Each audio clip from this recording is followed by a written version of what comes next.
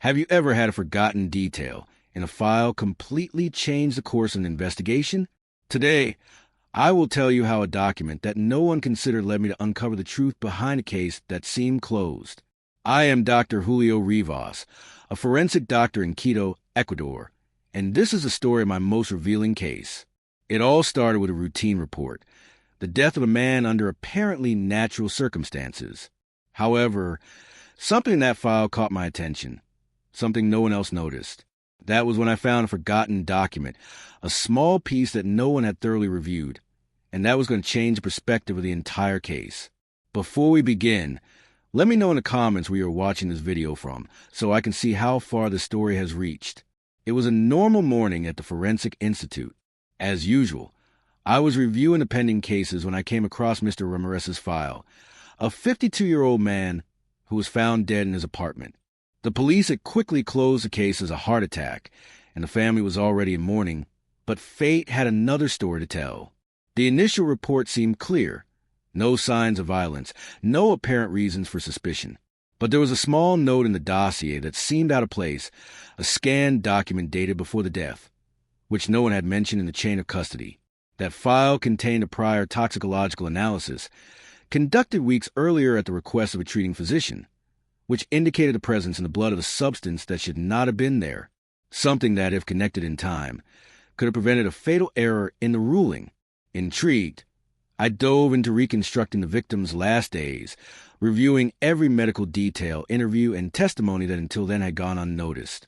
Each piece started fitting into a complex puzzle that no one had bothered to assemble.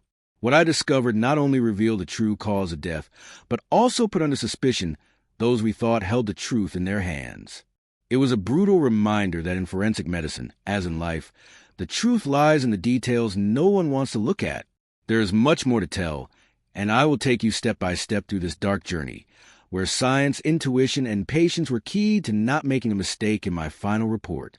If you are passionate about uncovering the hidden truth behind seemingly resolved cases, stay with me because this story is just beginning as a forensic expert. I have always learned that every case, no matter how simple it may seem at first glance, hides details that can completely change the direction of an investigation. But this one was undoubtedly one of the most revealing in my career. It all began with the arrival of a man's body at the morgue in Quito on a rainy September night. According to the initial report, the victim had died from an accidental fall in his own home. Nothing out of the ordinary, a domestic accident. However, when I handed over the file to review, something caught my attention. An apparently forgotten document, a small, crumpled sheet with smudged ink, hidden among scattered photos and notes. No one had paid it much attention before. That sheet contained a small but crucial detail about the crime scene. It said that in the room, right near where the fall supposedly occurred, there were faint marks on the floor, almost imperceptible, and a description of a strange positioning of the body that didn't fit what one would expect from a normal fall. Immediately, I began to question everything. Was this really an accidental fall? Or had someone tried to disguise a crime? With each word I read, the tension inside me grew. I had to be careful because making a mistake could mean the truth remained hidden and my report would mislead the entire judicial investigation. I then decided to return to the scene, this time with an open mind and not overlooking a single detail. In the house, with the help of a couple of officers, I examined every corner, each bar of the railing, every piece of furniture, and every stain on the floor. What I found was more disturbing than I had imagined. The marks described in the file corresponded to a very subtle struggle, evidence that the victim may have tried to defend himself before the fatal blow. But even stranger was that there were no clear signs of an accident. The body was too rigid and in a position that defied the physical laws of a natural fall from that height. It could not have been a simple accident. I went back to the medical tests and reviewed every x-ray, every toxicology report.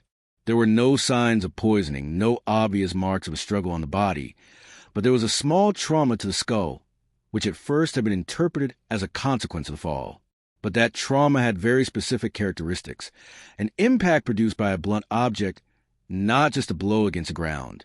Suddenly, I remembered a detail I had omitted at the beginning, related to a previous report mentioning a particular type of blow, almost as if struck with a metallic instrument. That clue buried in that forgotten file, changed the entire focus of the case. The file also contained a note handwritten and unsigned, insinuating that the victim had been threatened days before his death, which connected with testimonies initially dismissed as paranoid. Could it be that this was not an accidental fall, but a carefully planned murder? The more I thought about it, the clearer a more complex story became. I re-interviewed family members and witnesses. Some, although initially reluctant, began to share details that seemed insignificant at first but now made sense. The victim had been involved in a family dispute over an inheritance, had received threatening messages, and suffered minor altercations, all overlooked in the initial analysis. This was not just a domestic accident. This was a disguised betrayal, a half-truth to cover up what really happened. Every time I returned to morgue and looked at the body, it seemed to me as if I was seeing a story blurred by negligence and haste. That forgotten file taught me to be patient, to trust that the truth is always there, hidden in the small details others prefer to ignore.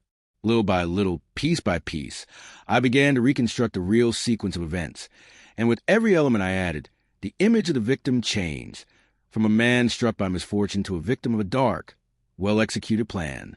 The most surprising thing was that, in the end, this case not only served to uncover the truth about a covered-up murder, but also opened my eyes to the importance of thoroughness and perseverance in forensic medicine.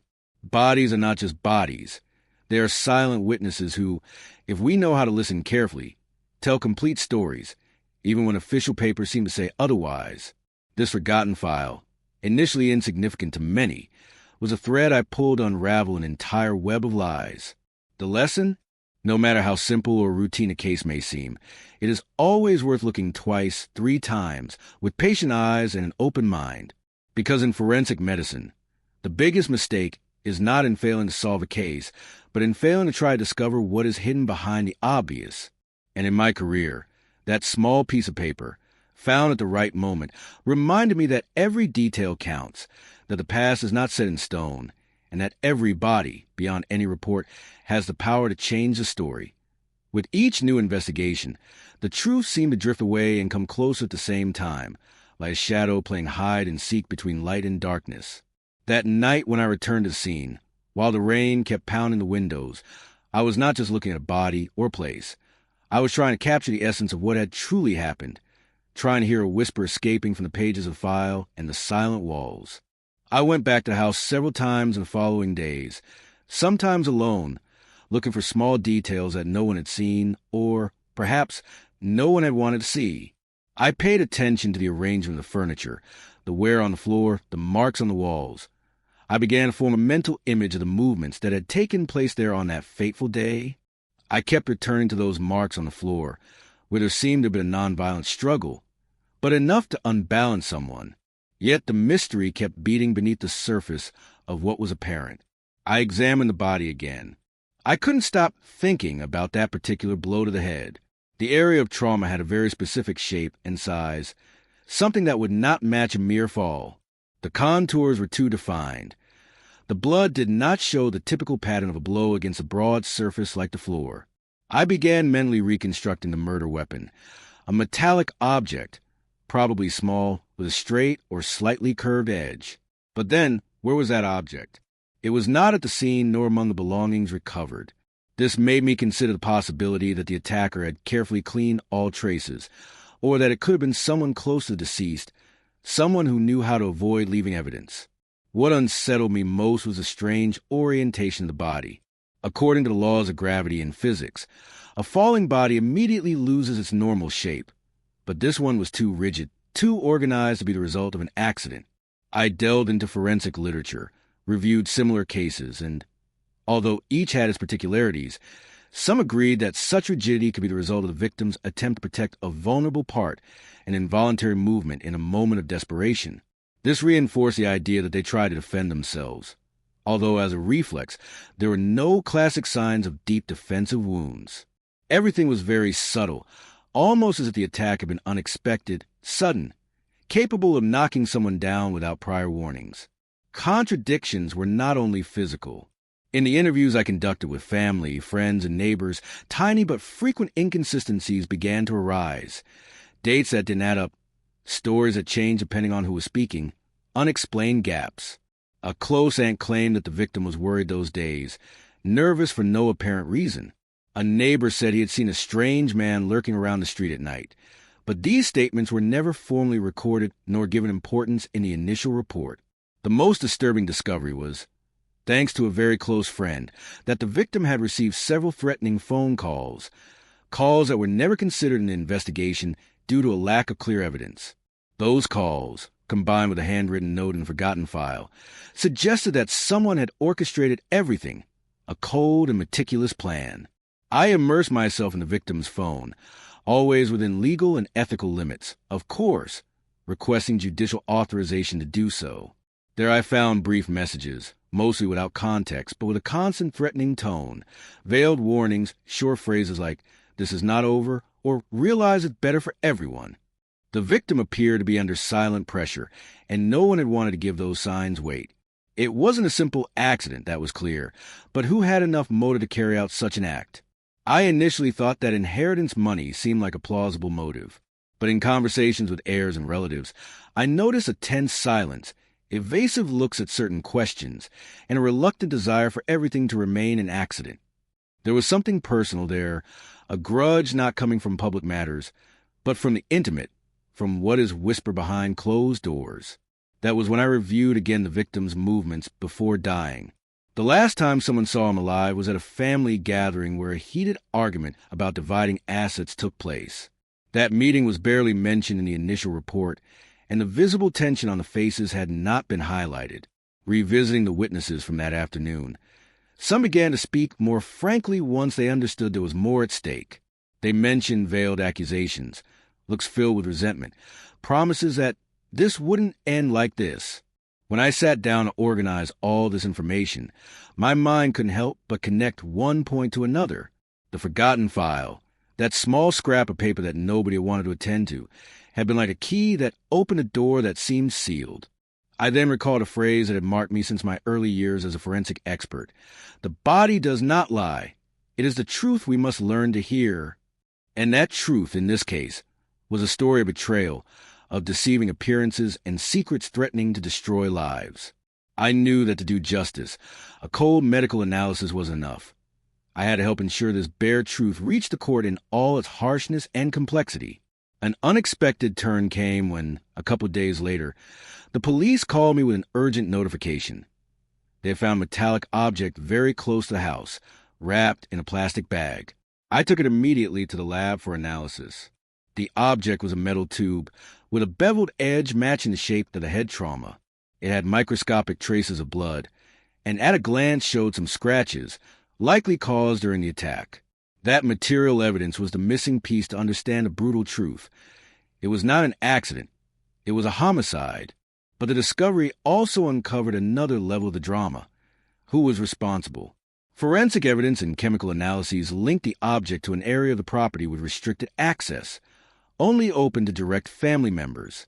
This revelation further complicated the scenario, because now the crimes showed clear signs of planning and knowing where and how to act to leave no traces. The motive, the opportunity, and the means seemed to conspire, so the truth wouldn't come to light. However, ironically, it was the attention to that small forgotten file that had sparked the discovery of the whole web. Sharing these findings with the investigation team changed their faces. Initial complacency gave way to seriousness and renewed commitment. I remembered long conversations with forensic colleagues about the importance we usually give to the scene, not rushing, listening more than once to the story a body tells. This case became a literal and tangible reminder of that principle. The scene, the floor marks, the body's position, the objects, and what the victim tried to say in silence, all intertwined in a narrative much darker and deeper than it seemed at first. However, in the warmth of the morgue, under the dim light barely escaping from the lamps, while reviewing comparative photos and scans, I felt how this case was changing me too. Because it was not just a file or a body I was analyzing.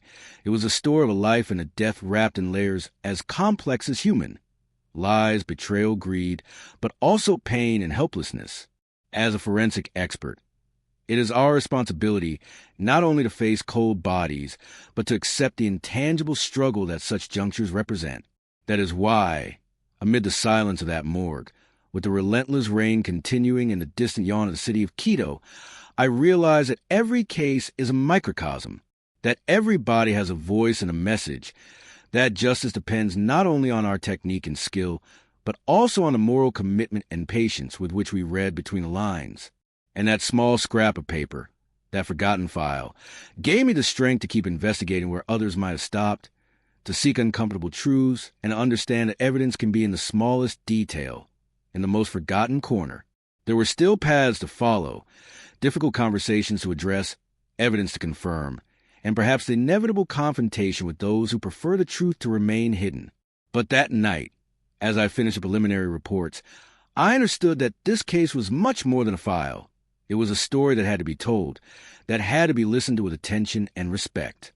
And that, in forensic medicine, sometimes what saved the truth is not spectacular evidence, but that small detail others overlook, that file nobody considered, the latent whisper amid the noise. The work was just beginning, and I was determined not to let that story be lost among shadows. Because I knew that when we ignore what seems trivial, we run the serious risk of betraying not only justice, but also those who can no longer raise their voice. And that is something I, as a forensic expert, cannot allow. Thus, armed with patience and conviction, I prepared for the next stage, aware that in this case, more than ever, the truth was waiting to be revealed.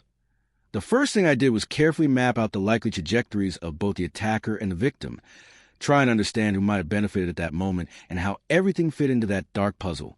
It was as if the attacker had planned every move, anticipating every possible witness or piece of evidence that could be left behind. The metal tube had not only been left near the scene, but apparently it was meant to be found, or perhaps it was an oversight during a hasty escape. That duality put me on alert. The goal wasn't just to erase traces, but also to send a message. I continued exploring the calls and messages on the phone, and there the story took on a different dimension. I identified patterns in the messages, correlating dates and times with events prior to the death. Some of those moments overlapped with incidents from a family gathering I had mentioned before. A few records of mysterious calls from numbers not saved in the contacts suggested someone was exerting constant, silent pressure. I then decided to seek help from the police to track those calls and possible geographic locations. While we awaited those results, I re-interviewed the relatives. The atmosphere had changed. It was no longer the uncomfortable routine of obligatory questions, but a palpable tension, a fear that seemed to grow as each new clue was uncovered. A cousin, almost on the verge of anguish, made a confession that no report contained. The victim had expressed weeks earlier concern that someone close wished him harm, but had not wanted to clarify who. That confession, although vague, added a shade to the story, reinforcing the idea of betrayal from within. The contradictions in the accounts increased, and with them my intrigue. For example, a brother mentioned that the victim had checked a weapon he carried for personal defense, supposedly because he felt unsafe. If that was true, why were there no signs of shots fired or related wounds? And why had that man rejected the idea of calling private security? I began to wonder if perhaps someone wanted him to feel vulnerable, exposed, without any real form of protection. I took the opportunity to examine the scene in more detail, this time with a small group of colleagues. We focused on small clues that might seem insignificant to others. A slightly moved chair, a dry drop of blood that appeared to be from another source, marks on the door frame indicating a possible struggle after the fatal blow. These details, overlooked in the initial investigation, now took on vital importance. What shocked me most was thinking about the mind of the attacker, running parallel to the victims, moving in a cruel dance of power and fear. Because the metal tube, the place where it was found, the contradictions in the family's account, and those threatening messages all pointed to a person with intimate knowledge of the victim's routine, secrets, and fears. That's why the investigation expanded not only to confirm the perpetrator, but also to understand what the hell that simple forgotten file, resurrecting the entire case, had uncovered. Without that small document hidden away, we would have remained trapped in the supposed accidental nature of the incident. When the phone analysis results arrived, the tension became even more concrete. The police had traced one of the threatening calls to a device linked to someone close to the victim within the innermost circle. It was a revelation I couldn't ignore. I began making connections I would never have considered at first. That someone had access to the house, the private environment, the trust, and maybe, too, the resentment that had quietly fermented. The betrayal, which always has a face, began to take shape before me. With the new evidence in hand, I requested private, in-depth interviews with those indirectly implicated. However, breaking the silence was not easy. Gazes were avoided. Silences became heavy, and nerves manifested in small unconscious movements. The possibility that a family member was involved caused an invisible but deep fracture in relationships. Some hoped the case would close quickly and without remorse. Others, it seemed, feared what the truth might bring to light. Returning to my analyses in the morgue, I reviewed previous autopsies looking for clues that now, with a different perspective, might have new meaning. I discovered that some bruises previously classified as secondary or accidental gained relevance when read under this new lens. A slight swelling in the forearm appeared to be from a short, improvised offense attempt, revealing that the victim had at least a few seconds to react, despite being caught by surprise. Another piece of the puzzle emerged when I reviewed some nearby security camera footage that no one had initially considered because of supposed poor quality. But with the right equipment and thorough digital forensic work, we managed to identify a dark figure entering and leaving the property at unusual hours.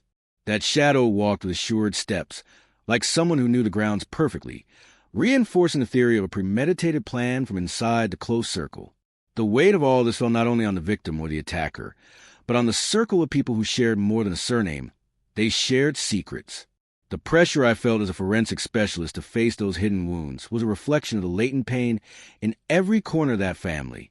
Understanding that beyond science lies the human, the vulnerable, and that breaking certain silences could have profound consequences for those left behind. Still, respect for the truth had to prevail. The wrapped metal object left aside now seemed like a metaphor. Wrapped to hide and left adrift in a visible place to be found. The attacker's strategy had not been to seek a remote spot, but rather to send a wordless message. A message for those who knew how to read between the lines, for those who could see beyond the apparent. The forgotten file, the microscopic evidence, those uncomfortable silences, all were pieces of a dangerous game barely beginning to reveal its true face.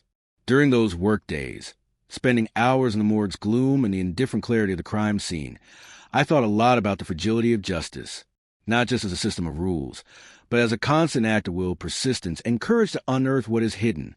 The body spoke to me, yes, but so did those minimal details, the broken words, those unnoticed gestures. And along with all this, the certainty that the truth can hide in any corner, no matter how small or limited it may seem. That is why, when I was finishing compiling every single report and result, I had a deep reflection on the role of the forensic expert, which goes beyond the lab or the autopsy. We are silent witnesses to the last stories the body chooses to tell, and our work is to be that persistent, respectful, patient voice. Sometimes speaking the truth also means understanding the context and the human complexity behind death. In a world where the superficial distracts, every second spent listening to the whispers of the body is a victory against oblivion.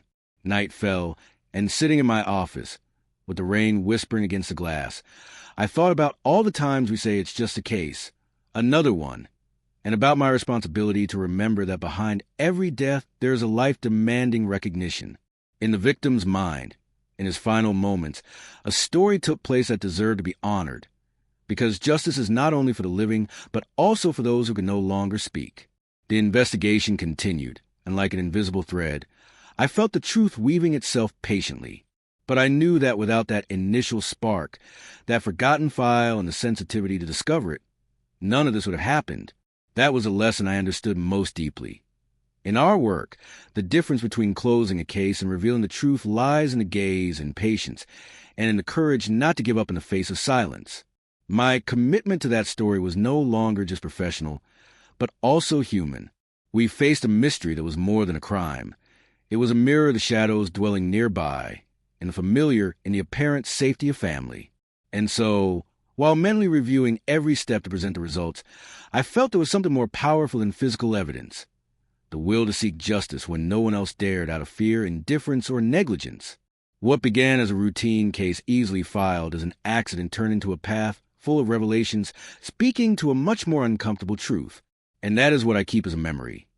The forgotten detail can be the light that breaks through darkness. Truth demands to be pursued with endless patience. And every day, in every file, there may be a story that transforms us as professionals and as people.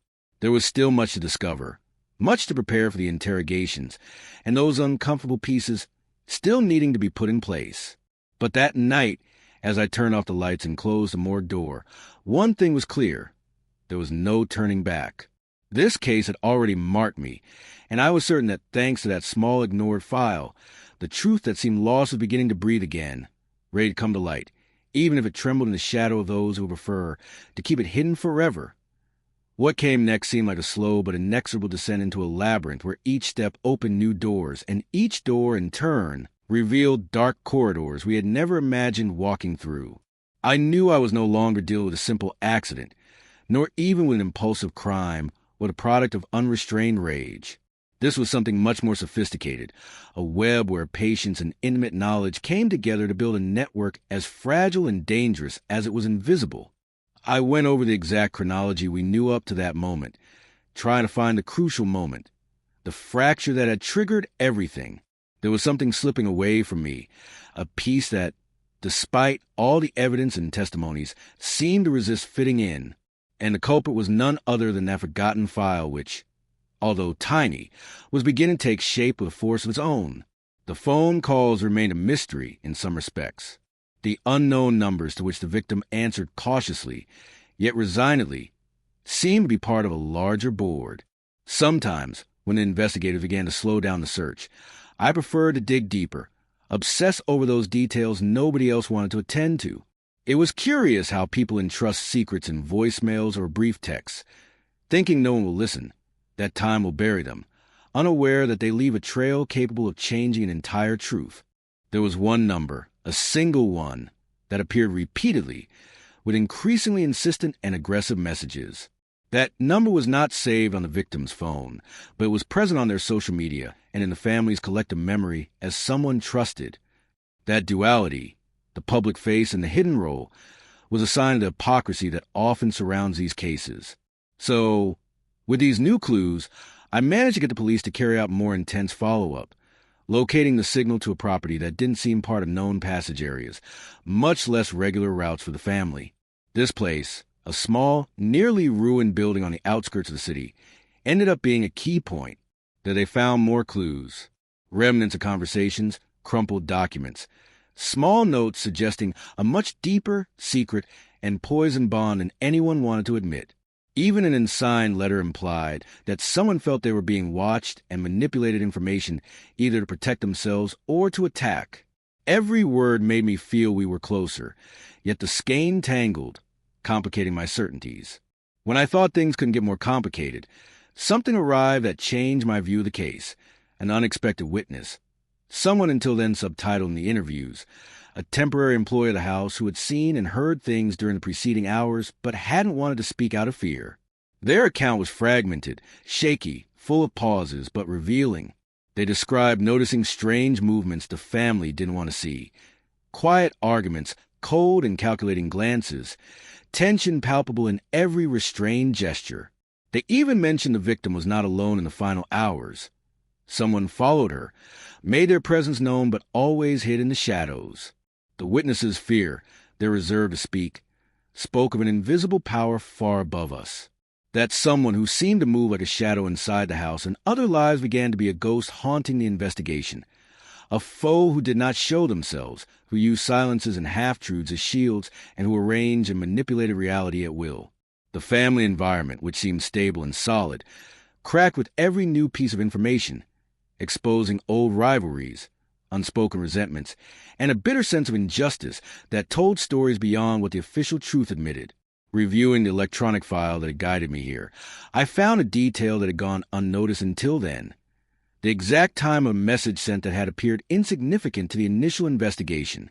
However, relating it to other facts, a chilling picture emerged. Those messages, which to most would have been simply words, now carried a devastating weight.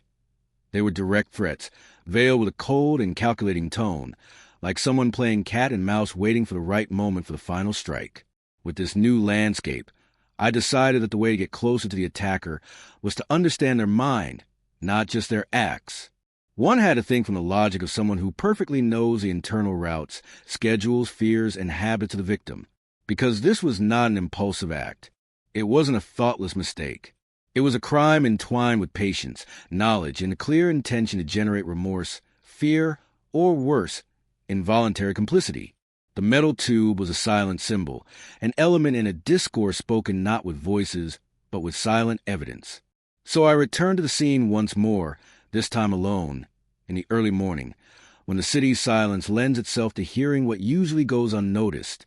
I walked around the garden, reviewed every corner, every shadow, trying to imagine the victim and attacker moving in that confined space charged with tension. There, in that cold silence, I remembered something the cousin had mentioned. The victim's concern weeks before. Perhaps that fear was not just paranoia. Perhaps those silent warnings were a muffled scream that no one wanted or could hear in time. This thought led me to question the collective responsibility in the case, not only of the closest circle, but also of those investigating from the comfort of distance. How many times, in our profession, do we settle for the visible, the most direct, ignoring that every case holds a universe not revealed at first glance? That night, I understood that death is not just an event, but also the result of the story that precedes it, and that, if we listen well, can save us from atrocious injustices.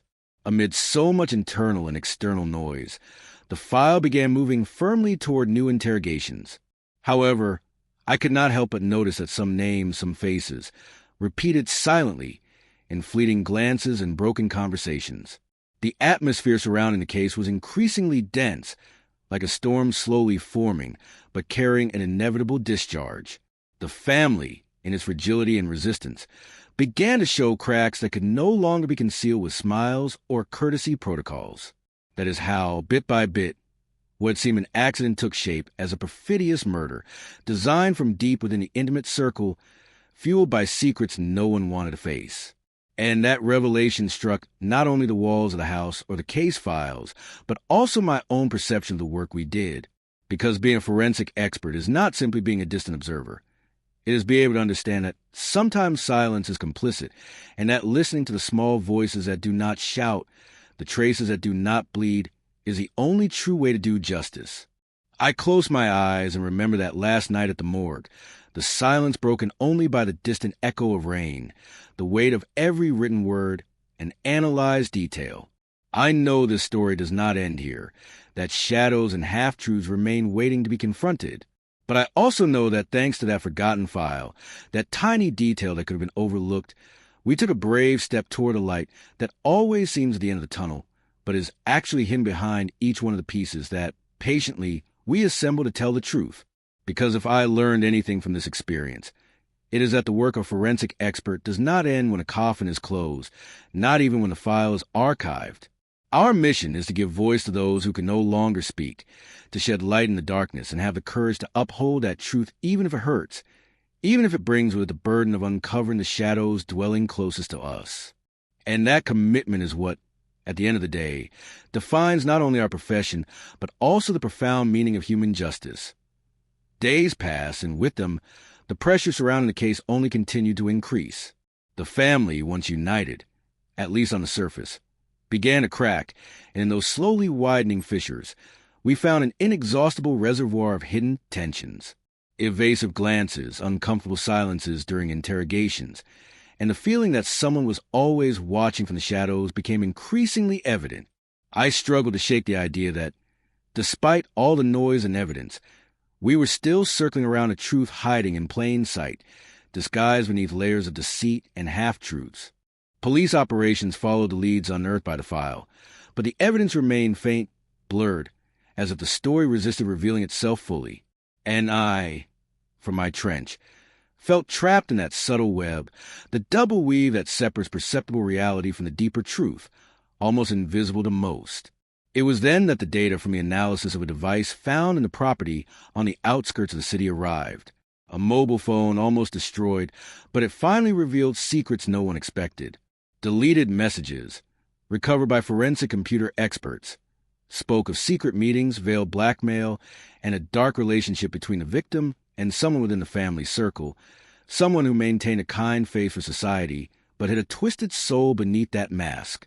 Words like, "I can't take any more," "Your truth destroys me," and "Everything will come to light, and you won't be able to stop it," painted a landscape of fear and despair, a coded message in silence and threats. What impacted me the most was not just the content, but the pattern. An emotional pulse rising and falling, as if the sender of those messages was trapped in an internal struggle, a dangerous game with irreversible consequences. Suddenly, everything fit. The insistent calls from an unknown number revealing such a close yet toxic bond, the shadow moving to the house in the hours before, and that forgotten file that contained time-stamped details so precise they serve as a guide to unravel the invisible movements of the pieces in that dark puzzle. I returned to the lab with these new clues, determined to examine every detail of the body with an almost obsessive thoroughness. Because I knew this couldn't be just a story written in words or digital files. It was also imprinted on the flesh, in the signs the body bore, in those subtle signals we often overlook when focusing only on the most visible. I had said this more than once in my career, but this time I felt it in my skin, in the growing pressure on my chest, as if each discovery brought not an answer, but an even deeper question. I found, then, signs pointing to a confrontation prior to death, a body that tried to defend itself, or rather, had resisted as much as it could before being brought down. It was not only the obvious mark of the metal pipe, but other signs, lighter blows, bruises that didn't seem accidental, wounds telling of an internal struggle full of desperation and fear. There, among those small fractures and contusions, was the story of a moment the victim understood they could not trust, that they had been betrayed by someone very close, and that the time to repent or ask for help had run out. Subsequent interrogations only confirmed that hypothesis. The family, feeling cornered, began to show cracks in the version they had maintained so far. Some members gave in to contradictions, telling minimal details that made no sense, while others simply remained silent, refusing to speak. The tension in the room was palpable, and more than once I had to remind the investigators that, although brave, they could not be swayed by desperation or family pressure. The work was to follow the trail of truth, no matter how uncomfortable or revealing it might be. It was the victim's younger sister, who ended up opening an unexpected door. In a moment of vulnerability, she admitted to noticing changes in the attacker's behavior. Someone who had been a trusted figure, but whose obsession and control had become dangerous. She spoke of untimely calls, veiled threats, but also of emotional manipulation and blackmail that had poisoned the last weeks. I reflected on how, sometimes, that misunderstood trust is the most dangerous because it acts as a silent poison, unnoticed until its effect become irreversible. The closed circle seemed to have cracks through which we entered little by little, quietly, like detectives looking for a gap in a wall we believed impenetrable. And in that process, hours turned into days, days into sleepless nights, and my obsession with finding the truth grew deeper, almost personal. Sometimes I realized I wasn't just trying to solve a case of file, but I felt an almost moral obligation to the victim, as if she, from eternal silence, was asking me not to leave anything uninvestigated, that her last hours deserved full justice. But the investigation, like life itself, doesn't always follow straight paths. An unexpected new twist shook us when we found evidence of a third person involved, someone never mentioned before who suddenly took center stage. A trusted employee with access to the house, who had disappeared without explanation after the events. His digital trail and call records placed him in strange locations the night of the crime. The police intensified the search, but he seemed to have vanished into the mist, leaving only questions and theories that complicated the narrative even more. That detail was like a cold breath running down my spine, because despite all the technology, science, and precision, the human factor, the unpredictability of emotions, secrets, fear, remained the toughest ingredient to manage. I knew behind that absence was the key to understanding how and why it all happened. And although I wanted to rush, I also understood that this story had its own pace, slow, methodical, that could not be forced without risking the truth. In one of those reflective moments, while reviewing the electronic file with the messages again, I stopped at an audio overlooked not because of its content, but because it seemed disconnected from the rest. But something in the voice, a barely perceptible tone, made me pay attention. It was a victim, talking alone, recording their fear, doubts, a cryptic testimony that sought not help, but to leave a record of their own feelings. Listening to that fragment was like opening a window into their broken mind, their contained despair, that silent scream of someone who knows they will fall and cannot do anything to prevent it. I thought about the tragedy of so many people who, despite being surrounded by family and friends, struggle to keep their secrets safe, unable to show the dark side of their lives. How? In that silent game of appearances, not only life can be lost, but dignity, trust, and hope as well. And it was that audio, so intimate and heartbreaking, that reaffirmed to me that my work was not simply technical but profoundly human. The last weeks of the investigation became a constant exercise in patience and perseverance.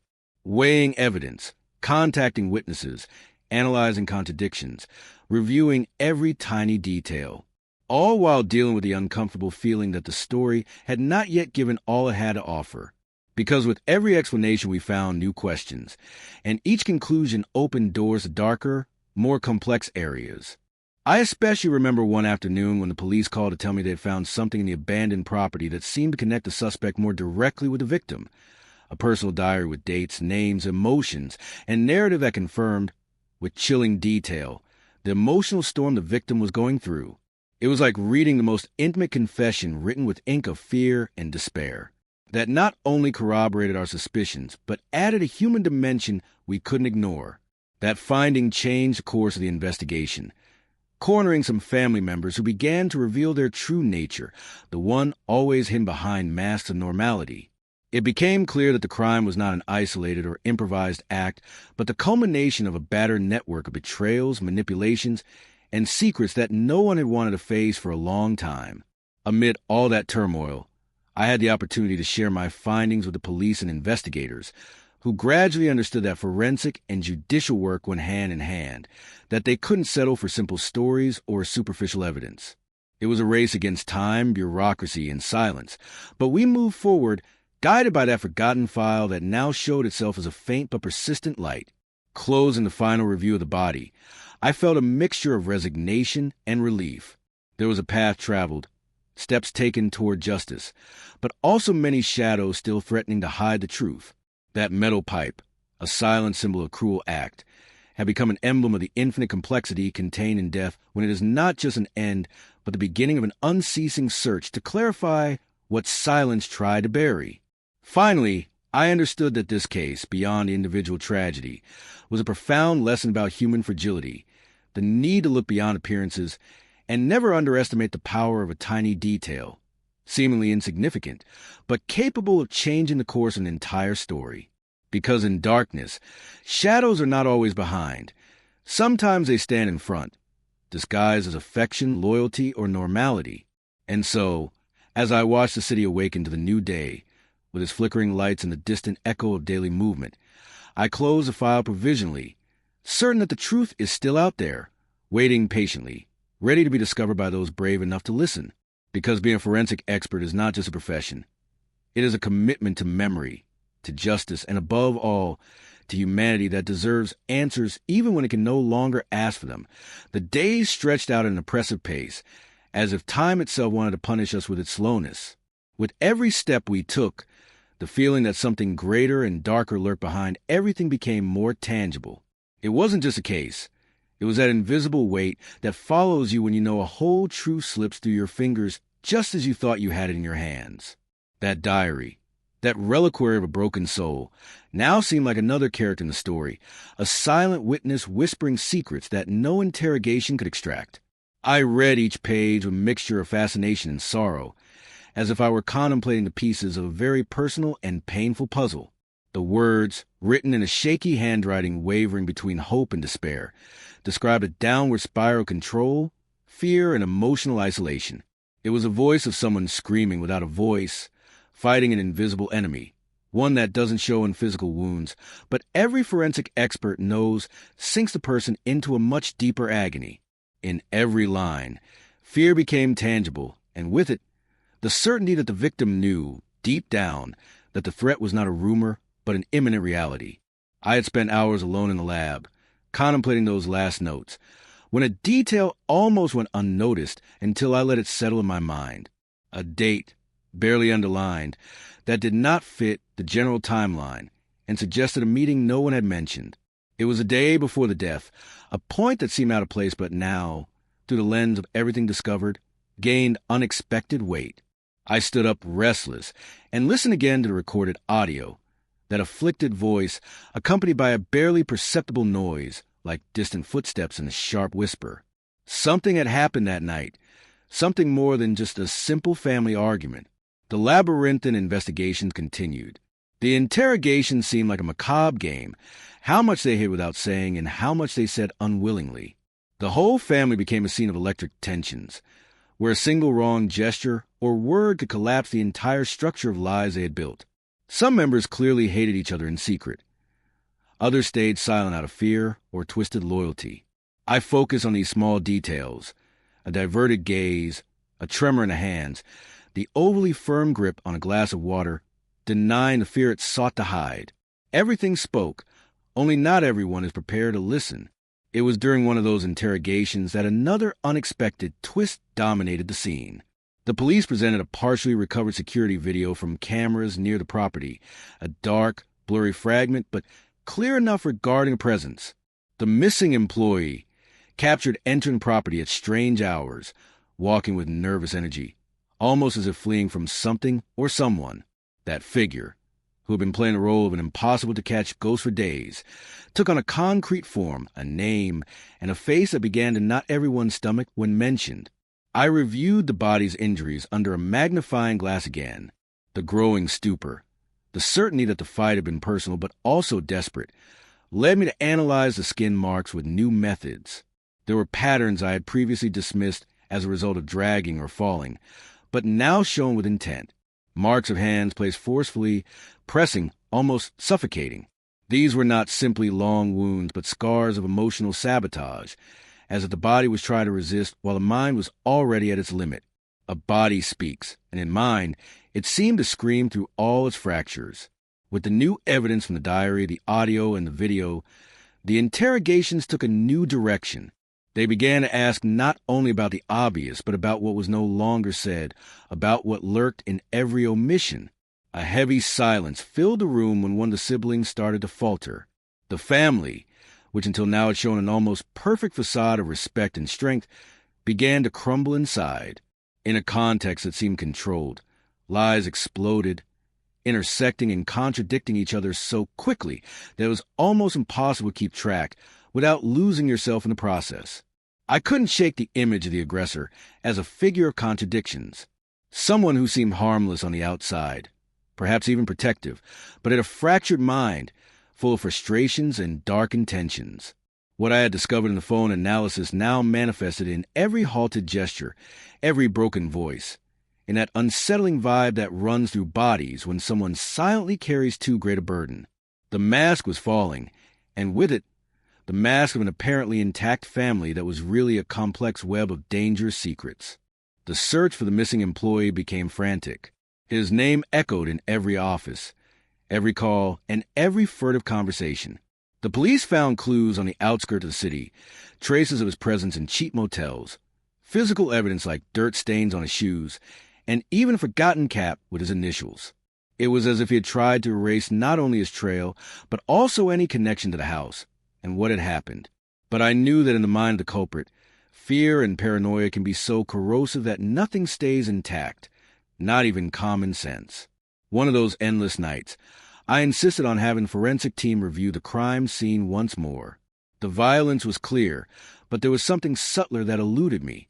Then, while inspecting a poorly lit corner, I found a small fiber caught on a rough edge, something that would seem insignificant to anyone else, but was a bombshell in my world.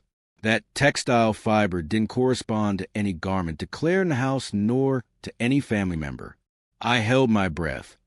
That find opened a direct door to a new suspect, someone who had not appeared on anyone's radar, someone who had gone unnoticed until now, hidden in the shadows of everyday life.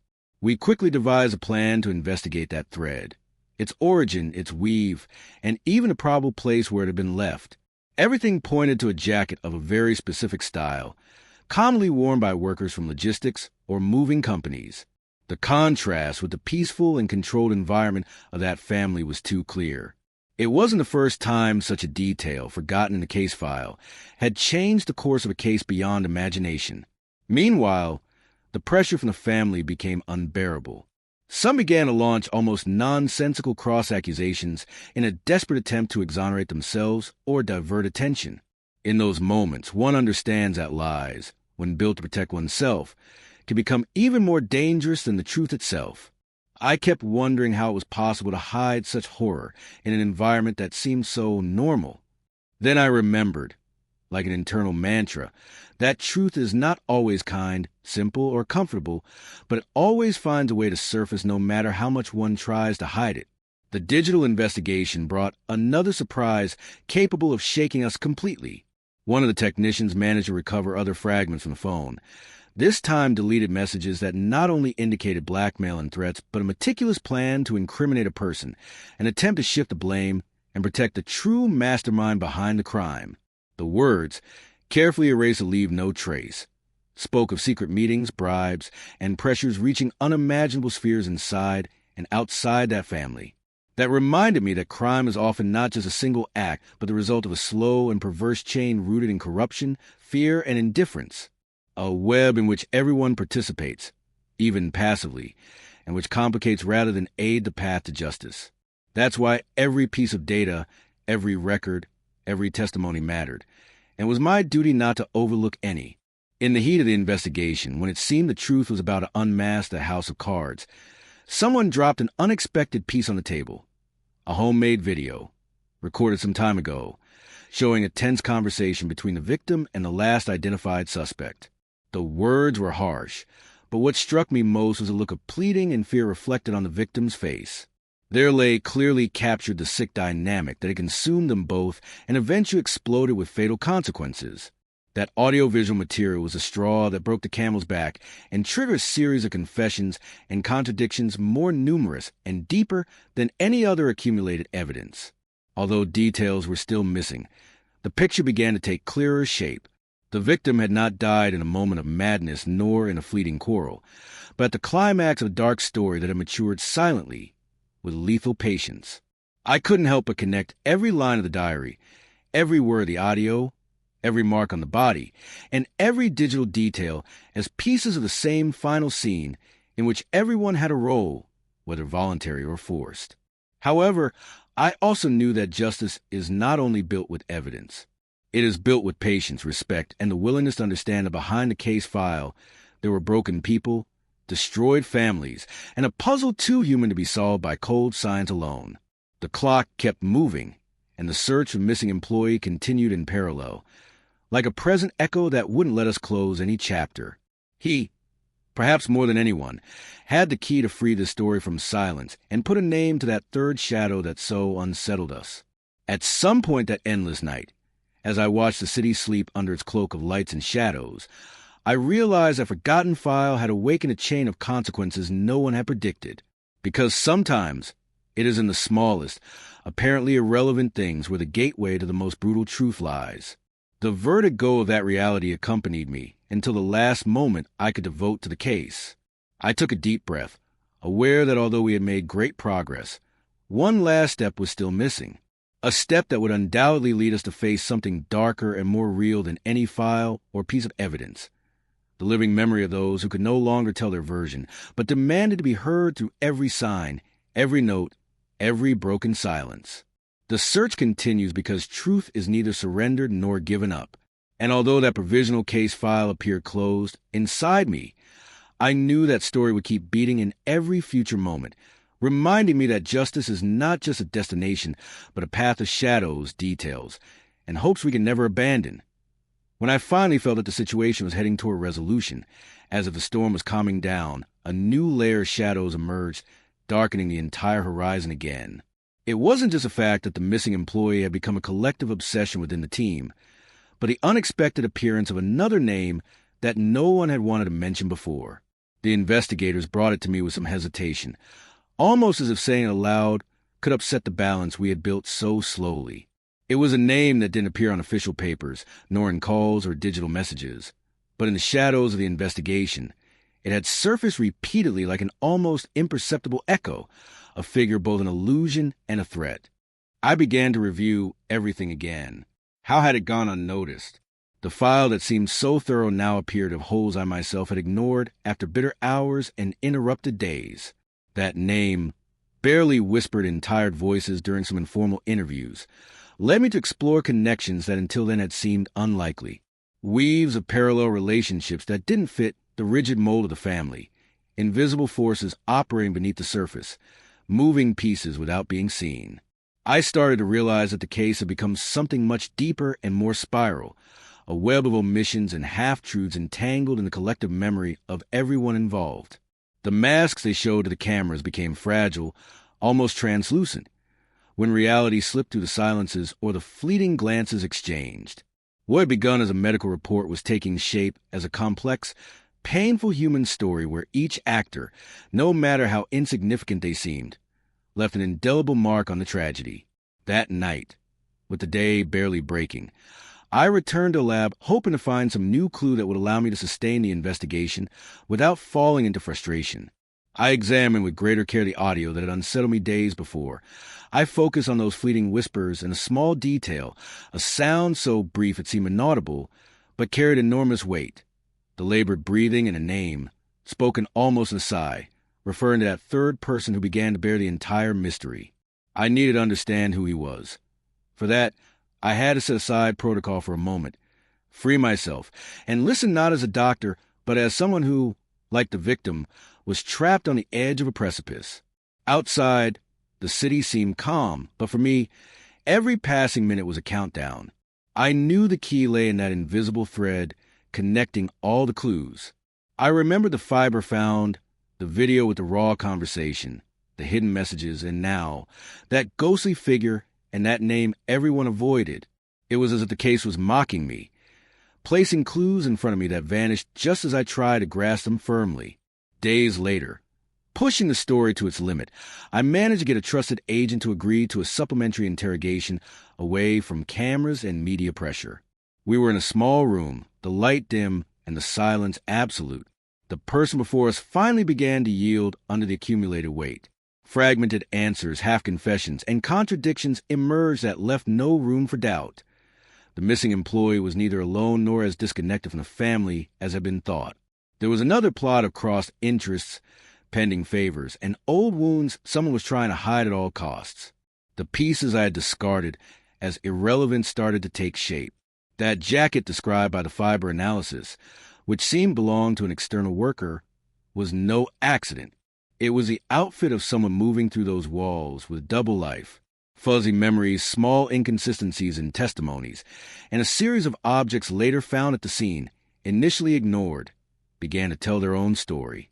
Among them, a payment receipt that, although official, was important, with names and dates overlapping key events of the investigation. Suddenly, the narrative that seemed to fit and tie loose ends opened up like an internal mechanism that had never worked well from the start. I began to understand that this third figure, the ghost among the characters, was closer than we all imagined. The investigation took me back alleys of the city where vulnerability mixed with despair, and where many tried to survive without leaving a trace. There, the echoes of the case reached other lives. Acquaintances of the missing man spoke in secret, describing shady meetings and warning of forces that could not be seen but were willing to do anything. Amidst this new information, there was a moment when I paused the search to look at the entire file, letting every word and image settle. The feeling of unreality grew stronger, almost as if I were inside a movie I couldn't leave, where every scene revealed another lie, another buried pain. I felt the accumulated fatigue on my skin, but also that spark every investigator dreams of. The certainty, finally, that beneath so many disguises there was an unavoidable truth. One day before the preliminary trial, just when everything seemed to close the loop, we found the final key in a forgotten document inside an old, dusty folder, stuck at the end of another file that had never been rigorously analyzed. It was nothing more than a work contract, with conditions detailing obligations and responsibilities, but it was explicit about who was meant to handle certain delicate aspects of the family and the company. A name appeared there, belonging to a man who had remained distant, almost invisible, until then. Everything fit. His relationship with the missing man, tensions with the family, the jacket, the hidden messages, even that fiber found with so much caution. It was no accident, but a perfectly woven web. The man had tried to step out of the mold, to disassociate from the pain caused, but the truth had become relentless. This revelation led to an even greater surprise. Parallel legal actions began to unfold, involving corruption, bribery, and blackmail that broke the usual framework of the case. Meanwhile, the forensic team carefully reviewed every small detail of the body, seeking to confirm if those hidden injuries could support the reconstructed narrative. The consensus was clear. Many of the wounds, superficially minor at first glance, showed forensic characteristics revealing repeated violence, intimidation, and control. Not only physical, but mental. The body was a map of suffering we could finally read without fear. That night, I felt a mix of a painful triumph and deep melancholy. I knew the work was just beginning, and that justice isn't a button you can press to turn everything off. It was a painstaking, delicate process where every word counted, every silence weighed heavily, and where, more than ever, courage was needed to sustain the newly found truth. I remained silent, staring at the city in the distance, thinking about life's fragility and how, sometimes, behind the cleanest facade lies the vastest horror. At dawn, I found strength in that commonplace that unites us all, hope. Although the path was full of shadows, justice. In the end, it is not about revenge but memory, recognition, and dignity for those who can no longer tell their story. The forgotten file showed us an uncomfortable truth, yes, but also gave us the opportunity to do more, not to let the story end in silence. That is why I remain here, every detail noted in my mind, ready to move forward wherever necessary. Because although the truth can be brutal, it is also the only beacon guiding us through this labyrinth of shadows. And I know that somewhere in this city, that broken memory is beginning to find its way to heal, reminding us that a forensic expert's duty does not end with a body's death, but extends to rescuing the humanity it holds, however small. The search continues, always, and in that continuing lies the promise that no file, no matter how forgotten, will ever fully bury the truth. Justice, although uncertain and slow, is a flame that neither time nor shadow can extinguish. And that realization accompanies me every day, as a reminder that sometimes in the smallest things lie the greatest discoveries we can find. The day advanced slowly, as if clock itself resisted, letting me escape from that dark labyrinth into which I had fallen without realizing it. The file, now transformed into a mosaic of scattered fragments and contradictions, demanded something more from me than a simple clinical glance at cause and effect. I had reached a point where every small finding opened a door to another mystery, and in that back and forth, my certainties dissolved and rebuilt themselves with each review. The forgotten archive had served as my compass, but the routes it pointed to were unexpected, complex, and required great patience not to get lost in them. I remember that on one of the longest nights, I sat in front of the board where I had pinned photos, mind maps, and interview clippings.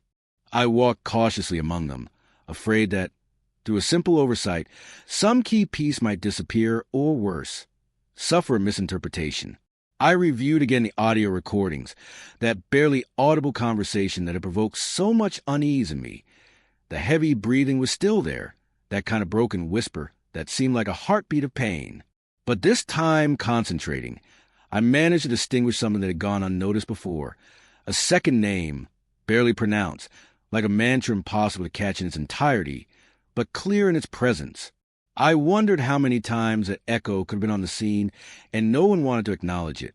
That clue, faint but persistent, opened a way to an aspect of the case that had been hidden under layers of apparent normality.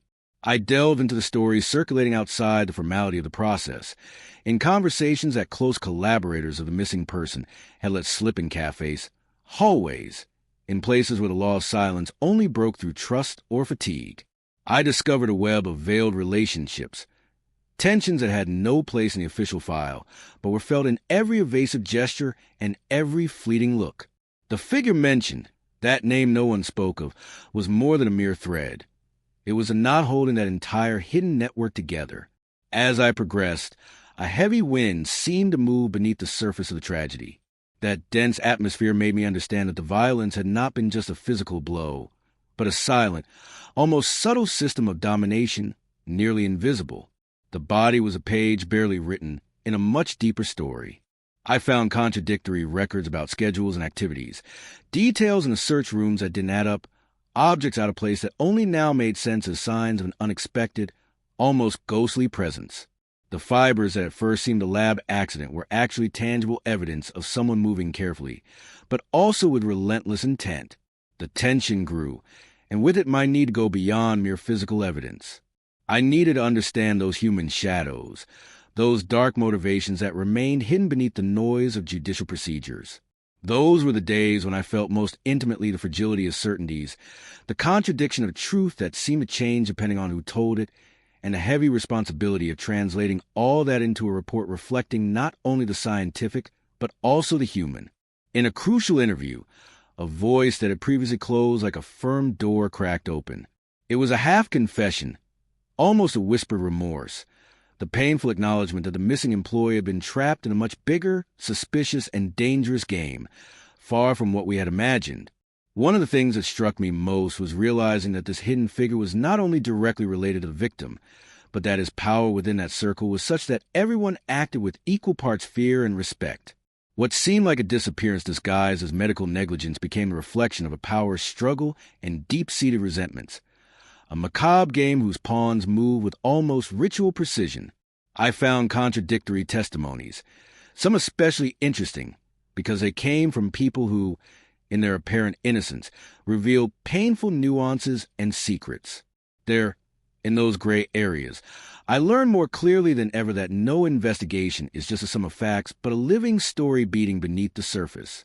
Amid those shadows finally appeared the face of someone who had been a few steps behind, on the sidelines, yet holding the reins with lethal discretion. A man whom, until that moment, no one had thought about much had to sit before me in the interrogation room, and his silence weighed more than all the words we had heard until then. I had to be patient. There was no room for speed or brute force. I needed him to sink under his own weight, for the contradictions in his words to collapse upon him until confession was all that remained. And he confessed, though with the slowness of someone who fears what he is about to reveal and knows there's no turning back. He said things I myself doubted, but later confirmed with other pieces hidden in the file. He spoke of favors between the old family administration, blackmail, rigged contracts, and a past where many boundaries had been crossed. He recounted how the missing person had tried to break free from that network, how he attempted to expose illegal actions that until then had been mere rumors. It was true. That jacket found was his, and it was not just a garment. It was a symbol of that double life, of the conflict that had led his fate to a tragic end. Every new piece of data brought to light revealed hidden risks I hadn't considered. It was not just a medical case or routine investigation, but a whirlwind of crossed interests, where the physical wounds of the body were merely the visible lines in a story exploding in all directions.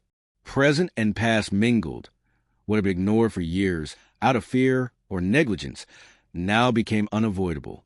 The forgotten archive had not only shown me the truth, it had dragged me into an ethical and human labyrinth from which it would be hard to emerge unscathed. As I went on, the clues took me to the less illuminated neighborhoods of Quito, where people were afraid even of their own shadows, and where the missing person's voice still echoed in whispers. What I found was a collective narrative, a tragedy felt by many, the invisible coast of an iceberg that no one dared fully deny. The lives intertwined with the victims showed me another facet of reality, one not found in headlines or official documents, but more real than any statement in a courtroom. I returned many times to the body, trying to understand beyond the physical damage, searching for traces that could tell the story no one wanted to tell out loud. And there, in those minor details, I found marks that not only confirmed the violence but spoke of control, fear, and imposed silence. The body was a silent testimony of repeated abuse, of an invisible struggle with visible consequences on skin and soul. That was what I had to reflect in my report. That body was not just a victim of a single act, but a map of prolonged and systematic suffering.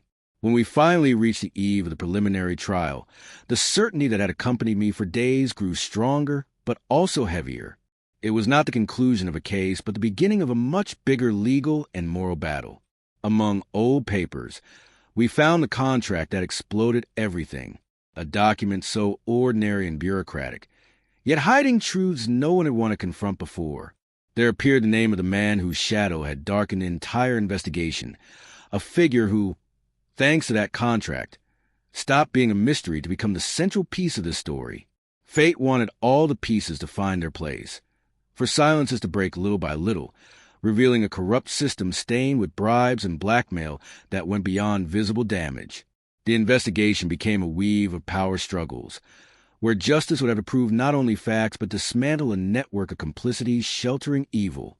That's when I understood why some voices had been silenced so quickly, why certain clues had been lost along the way as if they were dust.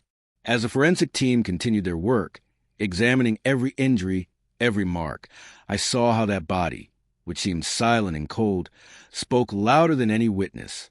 Every sign of violence showed the cruelty of control that not only hurt flesh but spirits. The story became tangible there. Accumulated pain, oppression, silent screams that only science and humanity could reveal and honor. I understood clearly that the real report had to go beyond the autopsy. It had to be an attempt to give voice to injustice. That night, as I watched the city lights in the distance, I felt a strange mixture, like a curtain slowly falling to reveal not only a truth, but a series of questions that would probably never have full answers.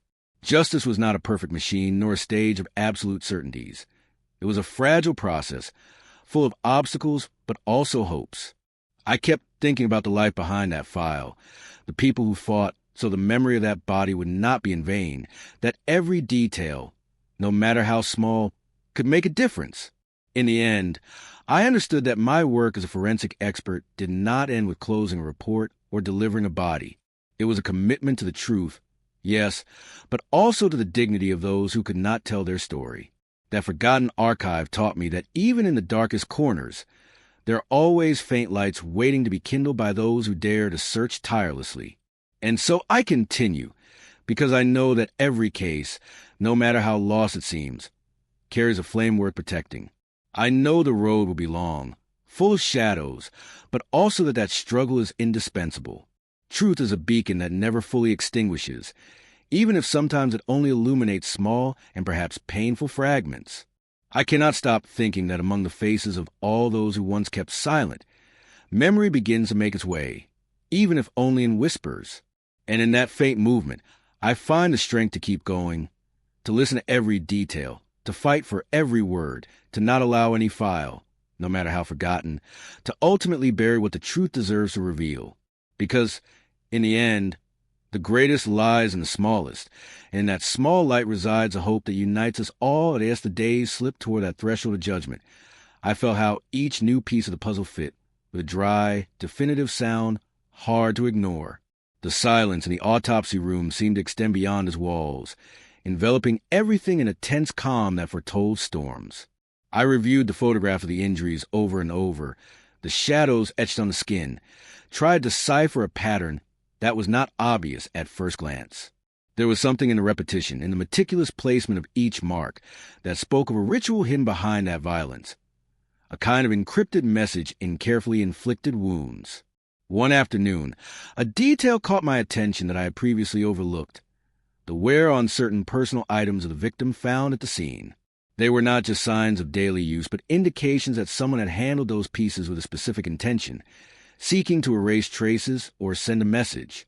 That jacket, so symbolic in this story, not only had a stain that clarified the cause of death, but also seams that had been hastily and almost nervously undone and mended. I began to wonder if that seemingly trivial act itself concealed a desperate attempt to preserve fragments of dignity, or a last resistance against the weakness that foretold the end. Crossing that boundary from the physical to the symbolic, I understood once again how elusive the truth can be, and how deeply human the work I do becomes. The body of that person was not just a mutilated vessel. It was a complex map where suffering, fear, and hope coexisted, hidden among lines invisible to most but evident to those who look with the patience demanded by the silence of so many years. And behind that, in the case file now burning with revealing details, moved a plot no one wanted to deal with, a power operating with long shadows and calculated moves. In my journey through those dark neighborhoods, where lights timidly but persistently filter between deteriorated buildings and narrow streets, I was half able to hear stories full of sadness and courage, muted voices telling, unwillingly in part, the struggle of the disappeared, his attempt to break the web of corruptions and silences that stalked him. And there, among whispers and evasive glances, I understood how a single name could be more dangerous than any weapon. A name that kissed the shadow of those who preferred nothing to change, that injustice remain intact. That reality was a deep wound I had to uncover and show without fear. One night, while reviewing records, the phone vibrated insistently. It was one of those collaborators who decided to trust me despite the risks.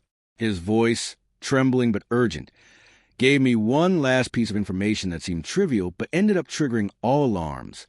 A number, a date, a clandestine meeting directly linking the most wary figures of the investigation.